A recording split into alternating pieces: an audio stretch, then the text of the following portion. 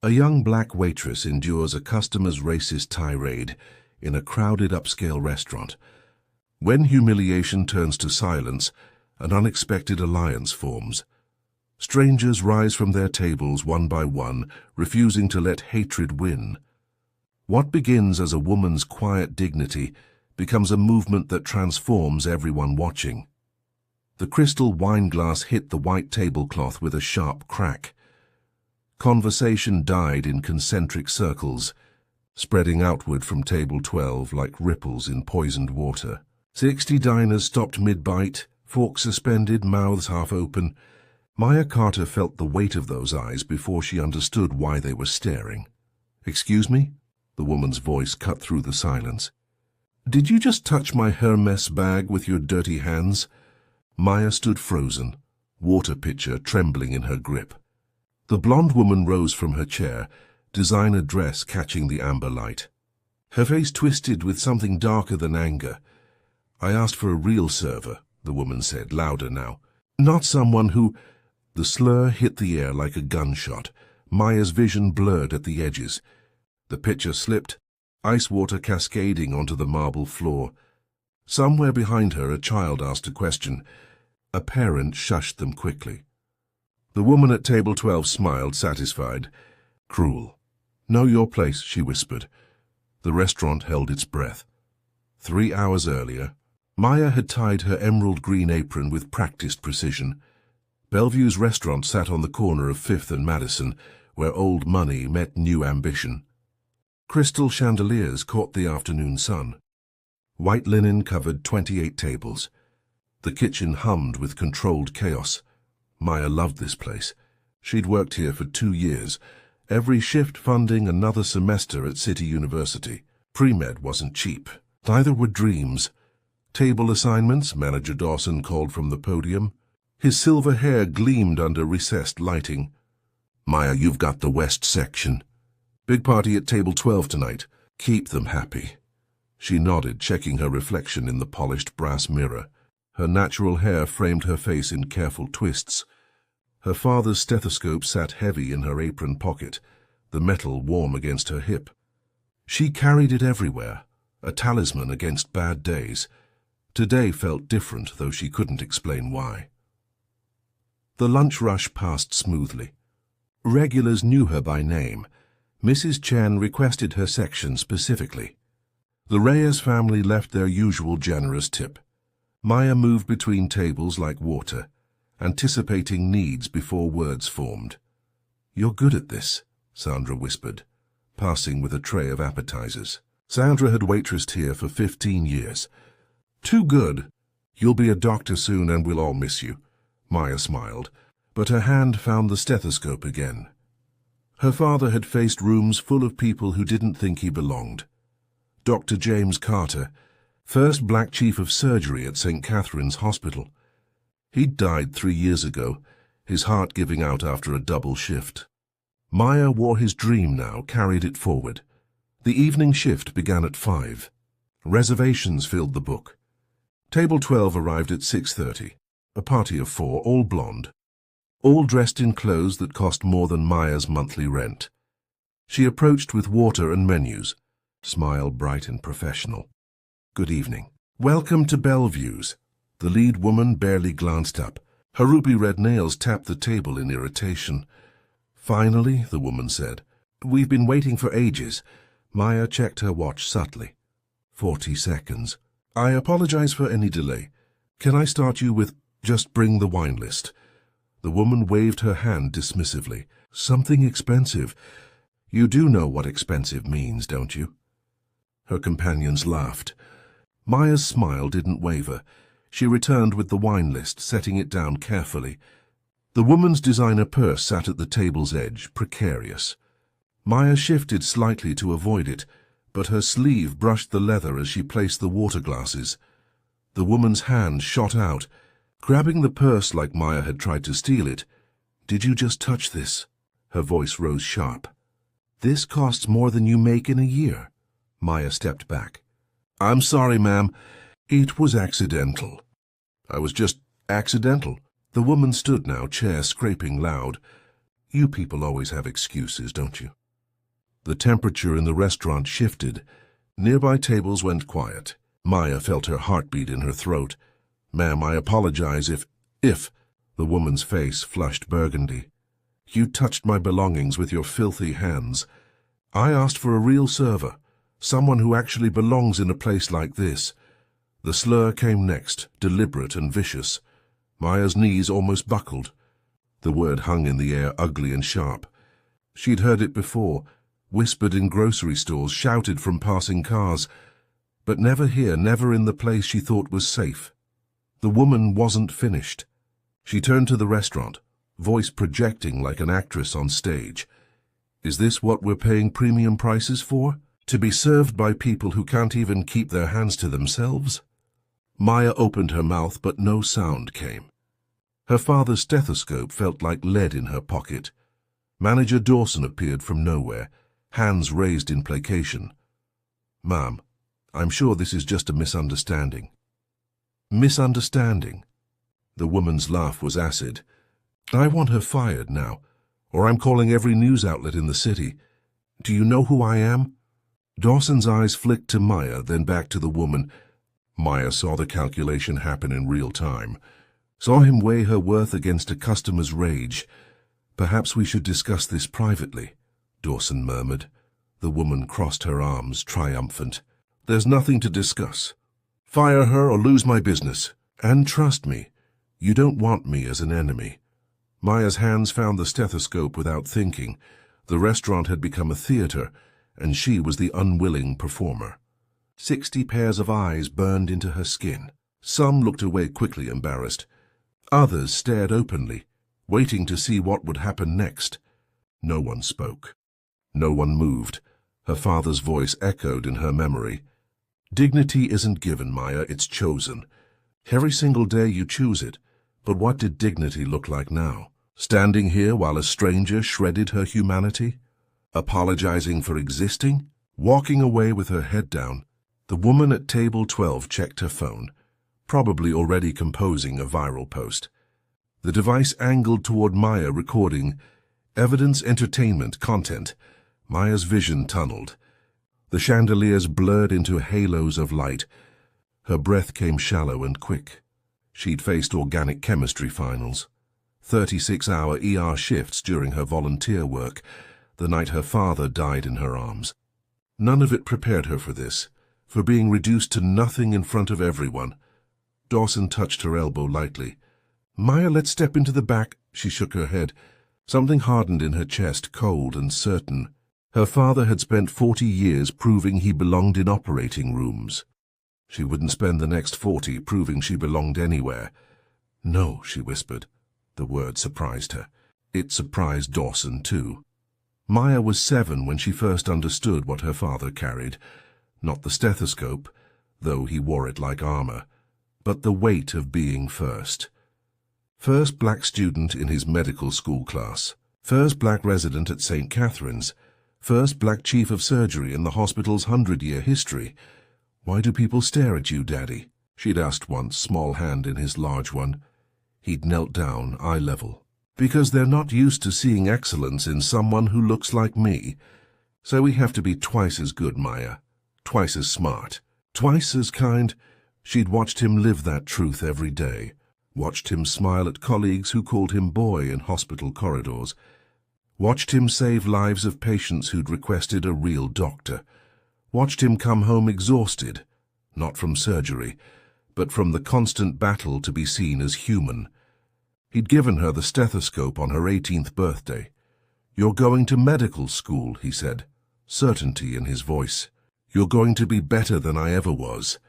And when it gets hard, and it will get hard, remember this. They can question your presence, but they can't question your excellence." She'd carried those words through organic chemistry, through microbiology, through late-night shifts at Bellevue's that funded textbooks and tuition. Every table she served, every smile she gave, every tip she earned, it all pointed towards September, when she'd start at Metropolitan Medical School, if she could still afford it. The scholarship covered tuition. This job covered everything else: rent, food, books, lab fees. Without Bellevue's, her dream collapsed like a house of cards. Maya touched the stethoscope again, feeling the engraving on the back. Excellence is the quietest resistance.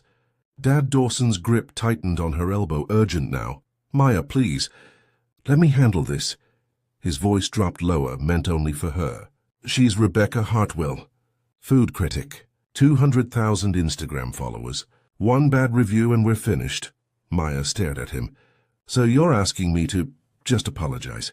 Make it go away. I'll give you next week off paid. We can smooth this over. The words landed like stones. Maya had served Dawson coffee exactly the way he liked it for 2 years. Had covered shifts when his daughter had surgery. Had trained 3 new servers without complaint. And still, when it mattered, she was expendable. Rebecca Hartwell crossed her arms, phone still recording. Well, I'm waiting for my apology, and my assurance that this girl will be terminated.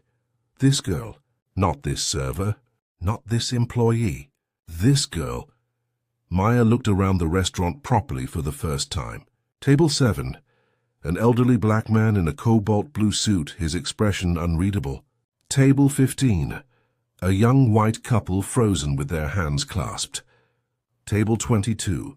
A Latina woman in business attire, jaw clenched tight. Table 11. An Asian family. The parents whispering urgently to their teenage daughter. Everyone watching. Everyone waiting. No one speaking.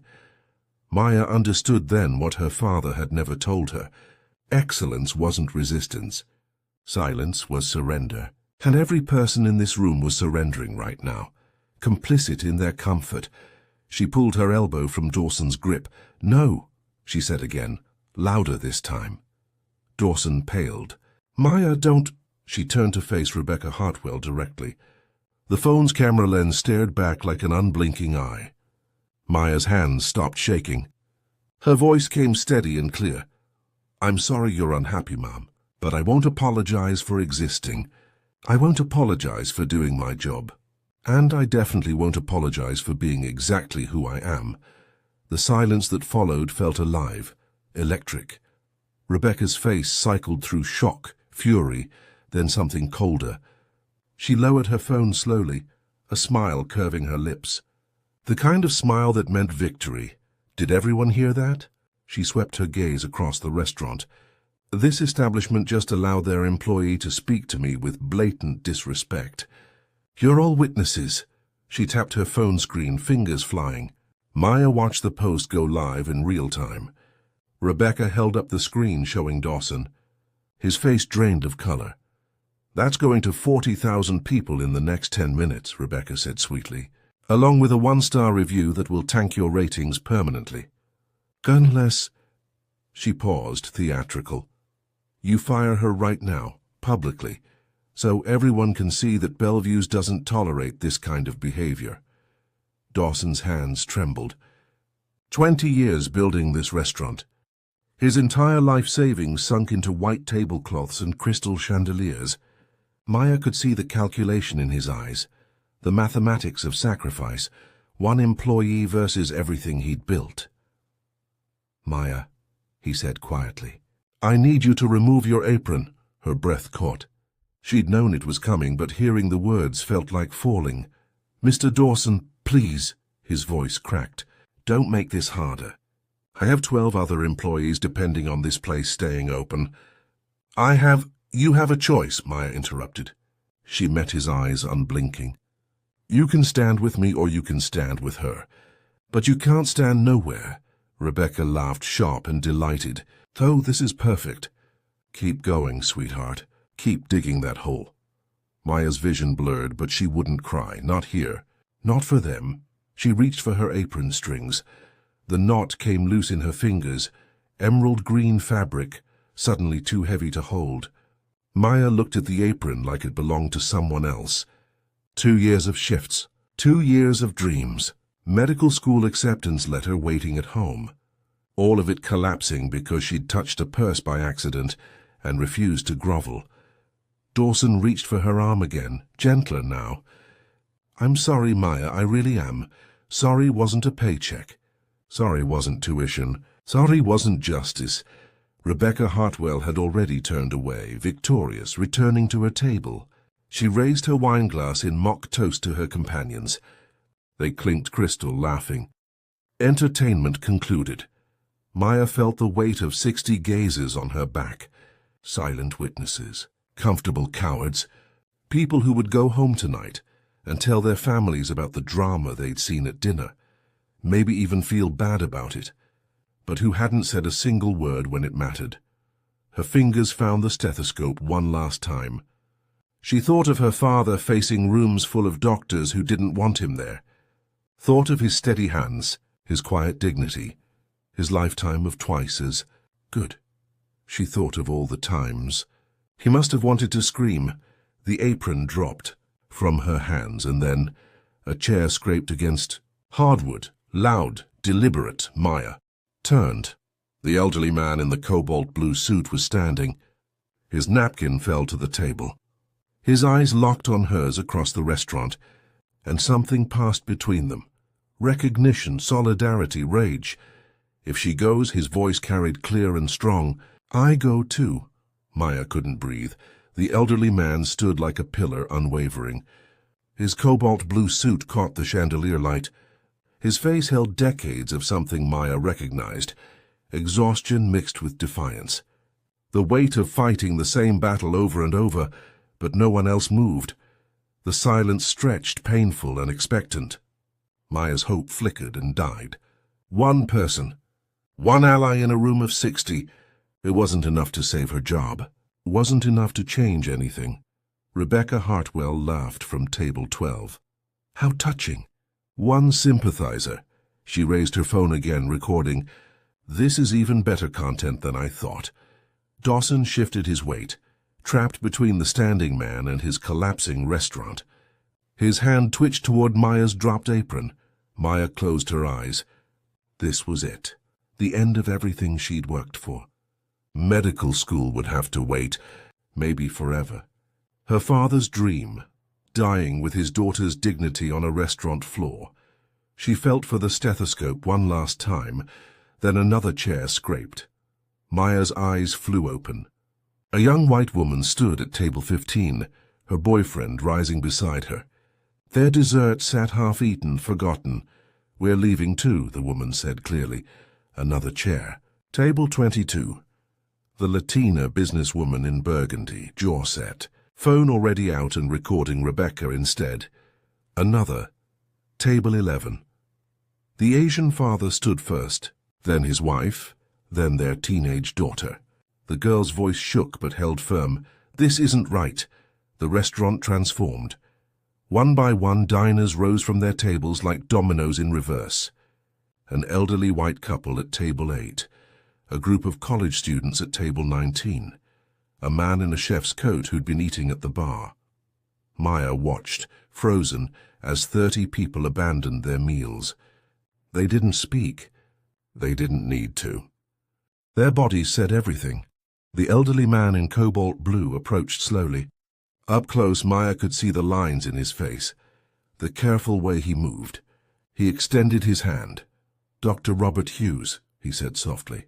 Retired surgeon, St. Catherine's Hospital. Maya's heart stopped. You knew my father, James Carter. Dr. Hughes smiled, sad and proud. Best damn surgeon I ever worked with. They gave him hell for 20 years, and he saved lives anyway. His hand tightened on hers. He'd be proud of you right now. Tears threatened, but Maya blinked them back. I just lost my job. No. Dr. Hughes turned to face the restaurant, still holding her hand. You just found out what courage looks like. The standing crowd was massive now. 35 people, 40, still more rising. A teenager recording on his phone. A grandmother clutching her purse. A businessman loosening his tie.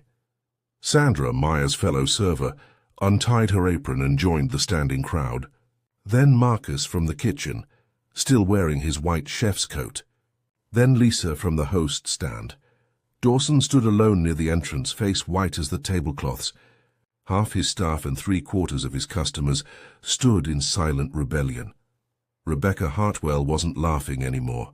She gripped her phone tighter, filming frantically, but her hands shook. Her companions had gone quiet, shrinking in their seats. The power dynamic had shifted so completely that the air itself felt different. "This is insane," Rebecca said, voice pitched high. "You're all going to lose your reservations over some waitress who can't keep her hands to herself?" Dr. Hughes spoke without turning around. "Her name is Maya Carter, and yes, we are." The moment crystallized like glass. Rebecca stood now, chair scraping, trapped between the standing crowd and the wall. Her phone swung wildly, trying to capture angles that would make her the victim. But the camera saw what everyone saw, one woman's hatred facing down a room's collective conscience. "You people are crazy." Rebecca's voice cracked. "I'm the victim here. She assaulted my property."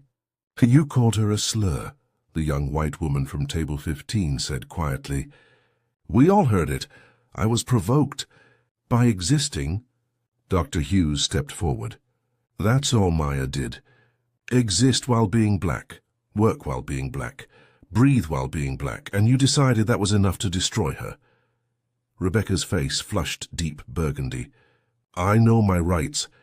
I can sue all of you for harassment." "Please do." The Latina businesswoman held up her phone.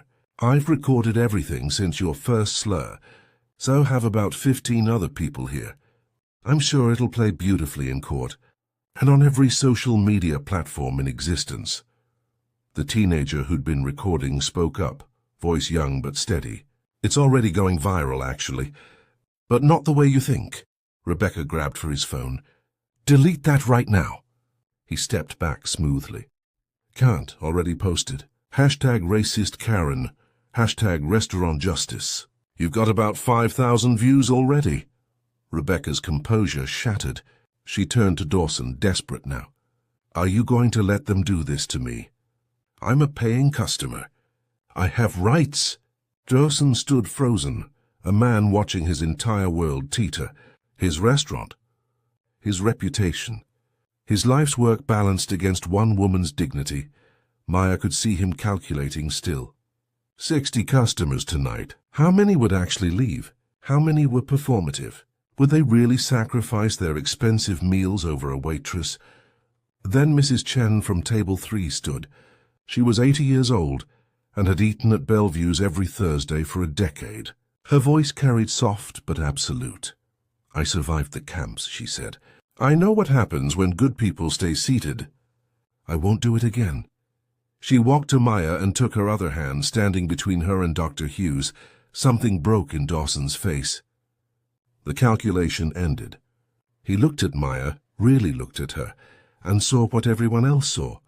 A young woman who'd done nothing wrong, who'd faced hatred with grace, who'd refused to apologize for being human. He turned to Rebecca Hartwell. "Ma'am, I'm going to have to ask you to leave." The restaurant erupted, not in chaos, in release. 40 people began clapping simultaneously. The sound built like thunder, steady and righteous. Rebecca backed away, her companions scrambling to gather their things. "You'll regret this," Rebecca screamed over the applause. "I'll ruin you." "You'll leave now," Dawson said, firmer than Maya had ever heard him. "Security will escort you if necessary." Rebecca grabbed her Hermes bag and stormed toward the exit, her companions trailing. At the door she turned back one last time. "This isn't over." Dr. Hughes smiled gently. "Yes, it is." The door slammed behind her. The standing crowd remained standing, waiting. Dawson crossed the restaurant floor slowly. He picked up Maya's dropped apron from where it lay crumpled. Held it out to her. "I'm sorry," he said. "I should have stood up immediately. I should have protected you. I failed." Maya stared at the emerald green fabric. Part of her wanted to take it to return to normal. But normal had never protected her. Normal meant staying small, staying quiet, staying grateful just to be allowed to exist. "I can't," she said softly. Dawson nodded, understanding. "I know, but your job is here if you want it."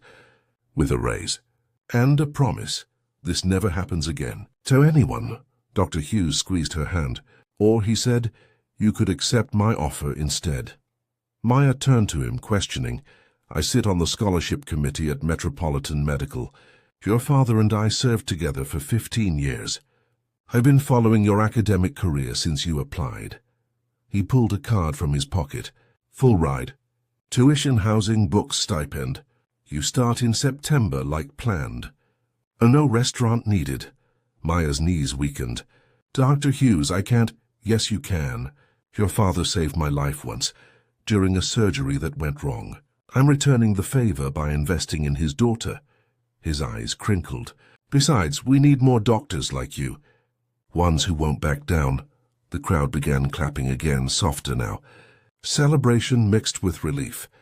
Maya looked around the restaurant, at Mrs. Chen still holding her hand, at Sandra crying happy tears, at the teenager who'd recorded everything grinning behind his phone, at 40 strangers who'd risked comfort for conscience.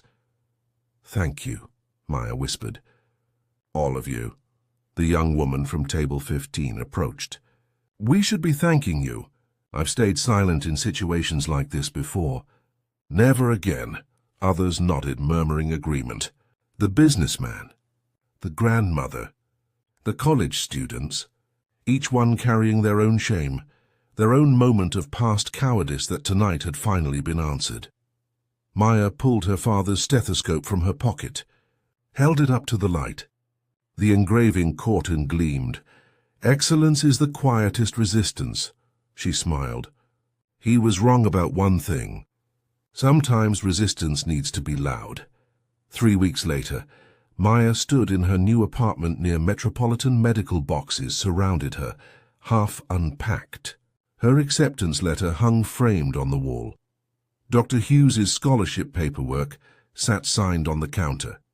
The stethoscope rested on her desk, waiting. Her phone buzzed. Another message in the group chat that had formed after that night. 43 people she'd never met before, now bound together by a single moment of collective courage. The teenager had created it, posting updates about Rebecca Hartwell's spectacular fall from grace. Sponsors dropped. Followers vanished. Restaurants banned her, but the chat had become more than revenge. It had become accountability. People sharing moments they'd witnessed, asking how to intervene, learning to stand up, learning to speak. One voice multiplying into 40, 40 multiplying into thousands as the video spread, thousands becoming millions. Maya picked up the stethoscope, feeling its familiar weight. Her father had carried it through decades of silent resistance, believing excellence alone would change minds. And maybe it had slowly, incrementally. But that night at Bellevue's had changed something faster. Not because of excellence, because of refusal. She'd refused to shrink, refused to apologize, refused to accept that hatred deserved civility. And in that refusal, she'd given 40 strangers permission to do the same. Her phone buzzed again. Dr. Hughes. First day of orientation tomorrow. Ready? Maya smiled. She thought of her father facing hostile operating rooms, thought of Dr. Hughes standing first, risking comfort for conscience. Thought of Mrs. Chen saying she wouldn't stay seated again. Thought of a teenage boy recording, making sure the truth couldn't be erased. She typed back, ready, because dignity wasn't quiet anymore. It was 40 chairs scraping backward. It was voices rising in unison. It was strangers becoming allies, choosing courage over comfort, noise over silence. Her father had taught her that excellence was resistance. That night at Bellevue's taught her something more. Sometimes the most excellent thing you can do is refuse to fight alone. Refuse to let hatred have the last word. Refuse to believe that staying silent keeps you safe.